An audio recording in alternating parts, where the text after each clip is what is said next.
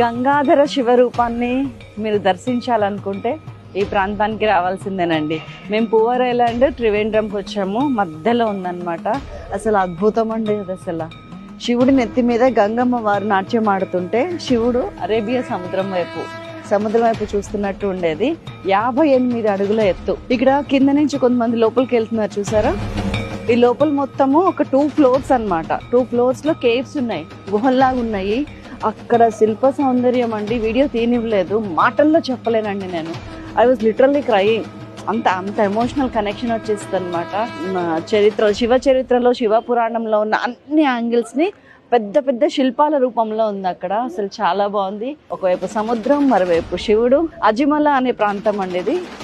అజిమల అంటే, అజి అంటేనేమో సముద్రం అని అర్థం, మల అంటేనేమో కొండ అని అర్థం. సముద్ర తీరాన కొండపై వేయించేసి ఉన్న శివుని విగ్రహం అన్నమాట. అతిపెద్ద విగ్రహం. ఎక్సలెంట్ అండి అసలు ఇది నిజంగా.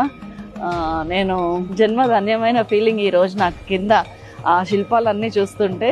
ఇప్పుడు కూడా నాకు ఎమోషనల్ అయిపోతున్నాను నేను. మస్ట్ వాచ్ అండి. త్రివేంద్రం నుంచి 20 kilometers, పూవర్ ఐలాండ్ నుంచి ఒక 5-7 kilometers అంతే.